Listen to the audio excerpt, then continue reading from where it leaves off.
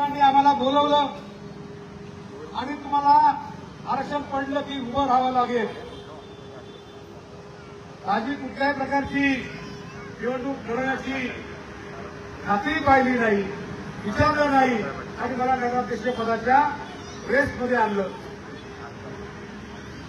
आज करतो, उद्या करतो, मी पॉझिटिव्ह आहे, पुढे पॉझिटिव्ह आहे अशी चर्चा करून नवीन उमेदवाराच्या शोधात होते. खरं तर या शहरामध्ये नगराध्यक्ष पदाचा उमेदवार देताना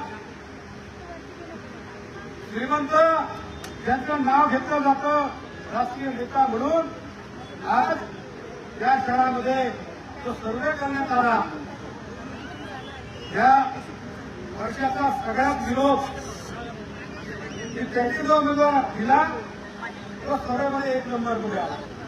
दुकानाच्या बाहेर कधी जायचं माहिती नाही. मी तळागावचा कार्यकर्ता 24 तास लोकांमध्ये उभा असतो आणि माझं सर्वेमध्ये नाव मागावं हरकत नाही. मला विचारलं निवडणुकीला खर्च करावा लागतो, 5 कोटी करायचा आहे, मी म्हणतो 6 कोटी करतो. घड्याळ घ्यावं लागेल, घड्याळ घेतो.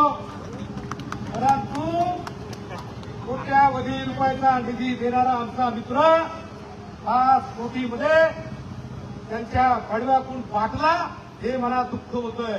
मला उमेदवारी दिले तसा राग नाही. 5 कोटी रुपयामध्ये तुम्ही उमेदवारी घेतली, मी तुम्हाला द्यायला तयार होतो. पण आपलं काम साधून घ्यायचं. विधानसभेच्या निवडणुकीमध्ये सारा समाज तुमच्या पाठीशी उभा केला, मतं भरभरून दिली, तर तरी देखील तुम्ही आमचा घात केला. हरकत नाही, वेळ सगळ्यावरती येते, वेळ निघून जाते, माणसं मात्र लक्षात राहतात. कालच्या सभेमध्ये एक दुःखद घटना वाटली मला.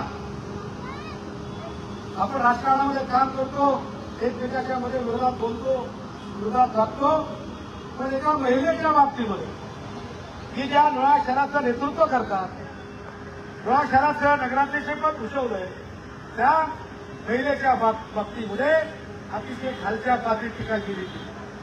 अजित दादा लाडकी बहिणीचा गौरव करतात आणि लोह्यामध्ये मात्र तुमचा आमदार लाडक्या बहिणीचा अपमान करतो.